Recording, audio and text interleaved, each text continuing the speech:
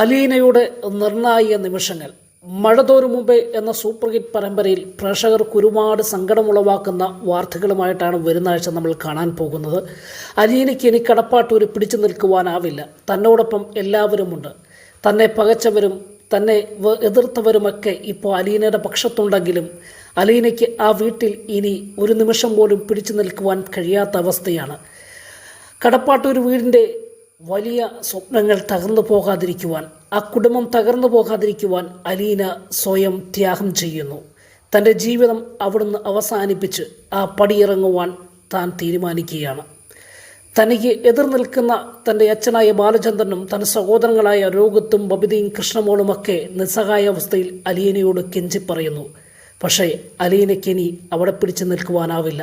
വൈജയന്തി ആ വീട്ടിൽ മടങ്ങിയെത്തി രോഗത്തിനും ബബിതയ്ക്കും കൃഷ്ണമോൾക്കും അമ്മയായി മാറണമെങ്കിൽ താനെന്ന അധികപ്പറ്റ് അവിടുന്ന് ഒഴിവായേ മതിയാവൂ.